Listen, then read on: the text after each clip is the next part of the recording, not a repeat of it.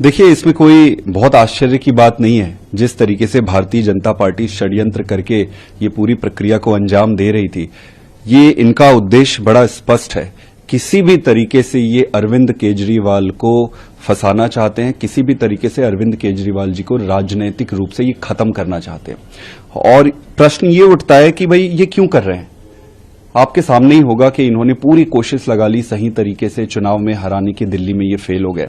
इन्होंने पूरी कोशिश कर ली पंजाब में रोकने की, ये फेल हो गए। फिर दिल्ली में वापस एमसीडी का चुनाव ये हार गए। और जिस तरीके से आम आदमी पार्टी का विस्तार हो रहा है, नरेंद्र मोदी जी को और भारतीय जनता पार्टी को यह स्पष्ट हो गया कि इस पार्टी को और अरविंद केजरीवाल को लीगल तरीके से चुनाव में हराना मुश्किल ही नहीं, नामुमकिन होते जा रहा है।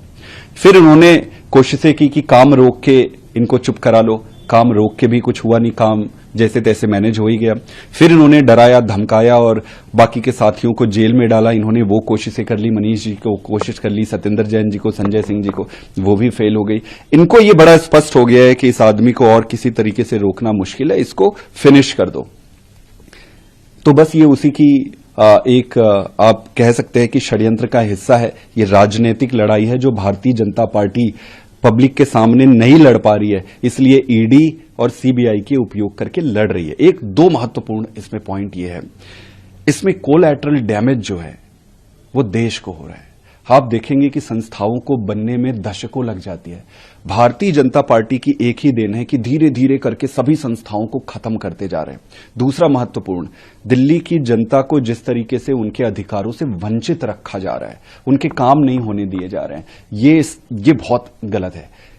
तीसरा सबसे इंपॉर्टेंट चीज है जो प्रजातंत्र में जनता सर्वोपरि होती है।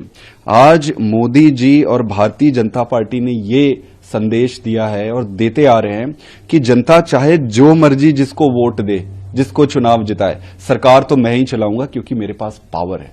मैं बस इतना ही कहना चाहता हूं कि जनता तय करेगी और अंत में सच्चाई की जीत होगी।